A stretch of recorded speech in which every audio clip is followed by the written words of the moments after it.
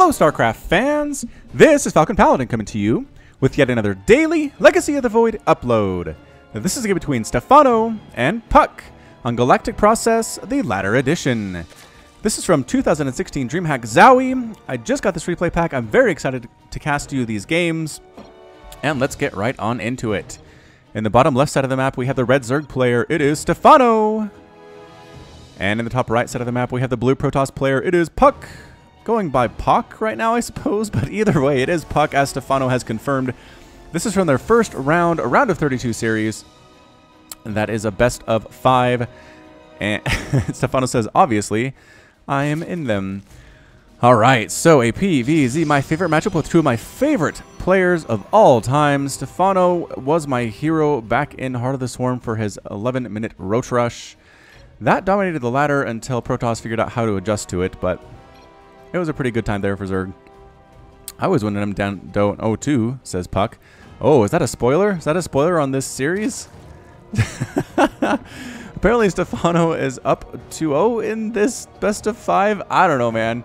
I don't know. Let's ignore that and just go ahead and focus on what's going on here in this game. It looks like it is a hatch first, into an extractor, into a pool from Stephano. Nothing crazy there. And a gateway expand with one assimilator into a nexus for puCK. Now, this isn't one of the newer maps. I haven't cast anything on this yet. It's Galactic Process, the latter edition. So you have obviously your natural down here, natural across the way, and it looks like your third is probably going to be right about here. It's down this fairly narrow ramp, at least for a natural, although there is this other way in. Let's see, how do you get in there, though? Can you knock down these rocks? What is this? Apparently you have to knock down those rocks. Yeah, that is showing as a rock on the map. So you can knock down those rocks, have another easy access up here. And this debris looks like it has some kind of a shield, so we'll keep an eye on that if that comes into play here at all. But a lot of debris, actually, all along the map here. It looks like this one could be used to go ahead and wall that off. And there's the Zelnaga watchtower. Anyway, so that's your third base here. Fourth base could probably be here. Nope, that's behind those rocks again. Fourth base for Zerg is a little bit interesting. I guess maybe down here. Yeah, so third or fourth, wherever you want to go there. And then fifth is just kind of a free-for-all at that point. Makes a lot of sense. So Zelnaga watchtower here and here, which does not necessarily cover the main attack paths between both of the bases, which is kind of interesting. I guess that's something that Blizzard has been trying to get away from, is having Zelnaga watchtowers that illuminate that main attack path. They want to see you scout that yourself, says Blizzard. We're not going to show you. And Sussex players are being forced into doing Twilight Council on the way for puCK, possibly for some Blinkstalker stuff, possibly moving into Dark Templar. I don't know. It says one behind Dark Shrine, and apparently puCK is down 2-0 right now. Regardless, there is speed coming up for Stephano. He has pulled the workers off the gas, allowed him to get a quick third, allows him to macro up a little bit more strongly. It's 23 to 29 harvesters, though, and puCK has been working like a madman to get that probe count up. He really hasn't made much of anything by way of attacking units. He has a single adept, which is fine, and he's making another one here as well. If they move out together, we might have to pull up our list of adept names, which is something we haven't had opportunity to use as often as I would expect, to be honest. I thought for sure we'd get pairs of adepts going out all over the place, but as it stands, I think I've used that once. Once, maybe? I don't know.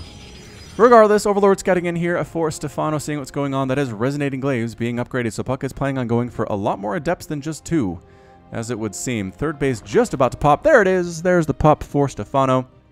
And he's getting some lings, getting an evolution chamber. It's now 34 to 34 harvesters. He's catching up there. Again, in that early game, Protoss can really get ahead on worker count, but by this point, a good Zerg player should be able to pull ahead, assuming there's not too much harassment going on. Baneling Nest. Is Stephano going that Hydra Bane strategy that I'm not a huge fan of? Seems entirely possible right now. Is there a lair? No, I don't see anywhere a lair coming in, so just going for Banelings, possibly defensive Banelings right here. And a quick third Nexus for puCK. 4 minutes in, going for that third. Ooh, that's a little bit gutsy. Let's see, so those are rocks. How did those lings get in? They must have snuck in through that little gap the adepts were leaving. So there's a huge group of adepts here, really going mass adept. Did get scattered out by Stephano, sees exactly what's going on. Has overlords here, which I'm willing to bet those are not visible in that location to the Protoss player. Let's see. Oh, didn't get close enough. Did not get close enough to find out. Either way, the adepts are moving on in. They're going to go ahead and attack this base. Yep, these are rocks you have to knock down. Oh, here it is. Destructible debris there as well. It's just called destructible. That's kind of funny. Warp Prism coming up, Lings on the way, Roach Warren on the way for Stephano. +1 melee attack, and another evolution chamber and a lair. Just now starting his lair here at the 4-minute 50-second mark.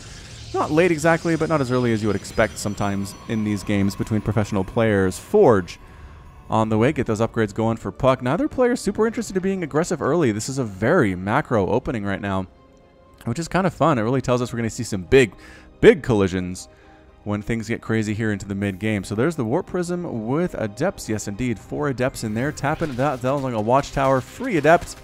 Can she get out of there? No. Oh my gosh, she got out of there. 4 hit points remaining. That's incredible. Good job, Adept. Way to survive. Warp Prism comes in. Queen stabs away at it. That is such just a difficult route. The creep spread is good. The Warp Prism says, crap. I can try to juke my way out of this, but there are queens everywhere. I don't know if we want to try to land. There are Bailings down there, Lings all over the place. puCK is getting thwarted here just a little bit, bringing an Observer along. I'm not sure what that's for, and there's an Immortal coming up for puCK as well. So it's 58 to 58 Harvesters. Both players really macroing very well. Centrifugal Hooks on the way for Stephano. More and more Lings. Not really committing his gas to anything but Lings right now. And I suppose it could be Hydras. It could be Roaches. I don't know. I don't know. Yeah, landing there temporarily. And then Warp Prism does get taken down. 2 Adepts are survivors of the massacre, but they're going to get surrounded and murdered as well. Don't even bother trying to psionic transfer out of there. Both of them are completely gone. Boosh. Resources lost. 5 Adepts and a Warp Prism for 8 Lings. That's a fair trade. That is a fair trade if you are Stephano. He's okay with that one. 62 to 64 Harvesters. But again, puCK continues to have that lead in the macro. He hasn't really slowed down Stephano at all. He's just powering through as hard as he possibly can. Infestation Pit coming up. Stephano at the 6-minute mark. Ling's going to go ahead and knock down these rocks. They do not have any upgrade. Oh, they do have the +1 attack upgrade, so that makes it a little bit easier to handle there. Baneling, you're going to Baneling bust this thing down? That seems interesting. Immortals and Sentries killing those Lings. Stephano doesn't want to throw them away for free, but perhaps going to Baneling bust this while the army is otherwise occupied. And here it is. Baneling's coming on through and taking... Nope, doesn't even bother with those pylons. Oh, but a clutch warp in. Baneling's trying to get on in. They are a little bit too slow. The probes are running away. Ling's trying to get on through, but there's a cannon. There are a ton of Adepts here. And the Banelings get taken down by Photon Overcharge, as well as the Lings. However, Lings got on through. They managed to knock down those rocks, got into this 3rd base. Oh, no, this is a lot of dead stuff here. The Lings are actually getting taken care of by the Adepts fairly well, though, I'd say. Not many probes here. Okay, 7 probes died with those Baneling hits. Big old Baneling hits. That was not a good look. And over here, too, Lings on top of everything. Stephano just continuing to keep the pressure up with these Zerglings. 12 probes have now been killed. Photon Overcharge and a Mothership Core with a ping pong paddle. Enough to chase them away. It's 60 to 59 Harvesters, though. So, like, despite all that is being lost here by puCK, he's not that far behind in worker count. He's really not. Ling's continuing. Hive on the way. Stephano really subsisting on Ling Baneling until he gets his Hive tech. We'll see what he does when he gets there. But he's doing pretty darn good so far, just with the mobility, with the excellent DPS of those Lings, the speed that they have, too. It's just... That's a huge thing to leave open there. Also, that's a full wall now. I think puCK has learned his lesson about leaving that one open. Hiding and coming on through. Force fields do come up, and I don't think any Adepts died there at all. That was nice defense by puCK, catching those guys by surprise. Baneling's going to bust once again, and boom! 3 pylons all at once, and a cannon. 2 cannons get exploded there. I don't know if that was a fair trade, but depowering all that stuff, supply blocking puCK, and killing 2 cannons is fun. Ling's sneaking around this other way, though. That's how they keep getting in. Photon Overcharge killing a bunch of them. Ling's trying to get through this way as well. Ling's trying to go this way, just getting absolutely harped upon. Okay, so that is a sneaky backdoor approach there. Overlord still hidden. Oh, I don't think puCK knows that's there. Meanwhile, puCK says, I'm tired of this. I'm tired of playing defense. It is time to play offense. So here he comes, bleeding the way with Archons that do have +1 attack. Adepts with +1 attack as well. Queens +1 armor, which is good. Are there enough Banelings to get on in here? There might be. Lings right on the front lines. Adepts trying to deal with them. Force fields not keeping the Banelings away here. Absolutely evaporating those Adepts. Lings on top of the Immortals. Immortals hate that more than anything. Banelings exploding. Taking down an Archon. Another Archon dies here. The army is in full retreat right now. 1 single Adept is left over. Nope, 3 Adepts are left over to tell the tale of the carnage of her sisters. And just retreating as fast as possible. Trying to stutter step it, but nope, the Immortal does not get saved. This Immortal does get saved, and with some pretty fancy Immortal Micro and a Blink Stalker, this army manages to stay alive for another couple of minutes here. Can they do it? How aggressive is Stephano going to be? He's bringing his Queens on up, so that's pretty darn aggressive, I would say. Queens trying to stab away, trying to get that warp Prism if they can. I'm not sure if they can, though. And puCK again in full retreat. Ultralisk Cavern coming up from Stephano. Are we seeing Ultras versus Protoss? That's not very common. I mean, I guess depending on how high the Immortal count is. I don't know. Looks like we're seeing Ultras out of Stephano. So Immortal count is currently 2. You got to get more than that. I'm not sure if puCK knows what is coming or not. Let's see if he can tell. Nah, he can't see anything in the main base. He hasn't been here forever. Send an observer in, man. Do some scouting. That's what you have to do. Lings trying to sneak around this right side. Lings at the bottom of the ramp there. Banelings there at the same time. And yep, they're trying to do this thing. As Banelings do sneak through, get 3 more probe kills there. This warping of pylons, not quite a solid wall. It would turn out here. Observer scouting everything that is going on. Seeing this creep spread by Stephano is absolutely insane. Where is this queen trying to go? This queen is hoofing it out on her own, man. Banelings crashing on in, and yes, they are through. Lings again once again through here. Another couple pylons die. Banelings crashing on in. 16, 17, 18 probe kills. Step right up. Get your probe kills, everybody. Lings trying to deal with these adepts. Would rather go after probes if they can. A couple of them do peel off. They are tearing through them very quickly indeed. Lings with their +2/+2 attack upgrades. So potent here at the 11-minute mark. Another bunch of Lings just absolutely getting murdered here. Or probes, rather, getting murdered. It is 44 probes that have been killed so far. Here is the army. It's Ling Baneling, man. Ling Baneling Ultra +3 melee, +3 carapace, and chitinous plating coming up. He has been playing this strategy since the beginning. Has Stephano. So here comes puCK. It is 158 to 131 total supply. Queen's trying to do their own thing. Archons do have +1/+1. No further upgrades, though. Unfortunately for puCK, he's really been just crippled by this lack of workers. At 63 to 48 total harvester count. Observer scouting things out here. Doesn't quite like what it sees.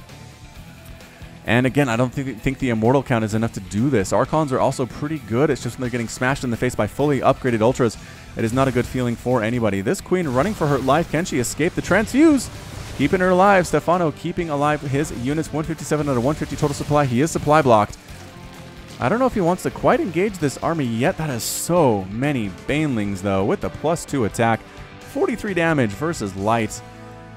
Those adepts are not in for a good time. Lings sneaking in once again, trying to get this round on an Archon. Archon does have 10 kills. Might be able to clean this up all by his lonesome. But over here, there's a cannon, a bunch of adepts. That holds off that attack quite well. Lings and Ultra sneaking on in. Is this going to base race? Are we going to see a base race here, ladies and gentlemen? I don't know. The Lings are all gone there. The Ultra is taking care of a pylon. Banelings deciding what to crash on into. They don't seem entirely necessary at this point. That base, meanwhile, exploded by puCK. Banelings and Queens trying to crash on in everything. And yes, do get some hits off and killing quite a bit of stuff, actually. More than you would expect anyway. Ultra up to 7 kills. It is a Slayer. And yep, Lings taking some of the kills from him as well. 136 to 110 total supply. The army is going to come back on in and try to deal with this Protoss army on its own creep. The Swarm is just waiting for the moment to be right here, waiting for these Banelings to come in, but no, getting canceled. That is the worst feeling in the world as a Zerg player. Can these Ultras do it with these Lings? The Archons, so many of them, trying to keep the Immortal alive here, doing some Immortal pickup. 9 kills on that Immortal, but it might just not be enough. No, it is not enough here. Some Stalkers warping in, and that's it. A GG. You played well, says puCK. Thank you, says Stephano. Good luck, says puCK, and that is it. Stephano is victorious, taking the win for Protoss pretty darn handily, if I do say so myself. What a great game from Stephano. Knew what he wanted to do. Knew that he wanted to go ahead, get Lings with upgrades and Banelings and just harass the crap out of puCK this way, and knocking down these rocks, and this way. And just keep those upgrades coming, eventually get to Ultras, and you're going to be A-okay. I don't know if puCK went Phoenix in earlier games in this set or what, but I feel like Phoenix might have been good here. I just didn't really see any static defense here. The queen count was okay. I just feel like some harassment with Phoenix, maybe forcing out some Hydras and things, would have been a good decision by puCK. But in the end, Stephano was kind of allowed to do whatever he wanted to do, and he took the win, and apparently will be moving on in the next round. So congratulations to him, and that's it from me. So this has been Falcon Paladin with yet another daily Legacy of the Void upload. Go ahead and hit that like button, hit the subscribe if you like what you saw and what you heard today. You can also catch me on Twitter and Facebook, both at /Falcon Paladin. And until next time, as always, thank you so much for watching, and you take care of yourself.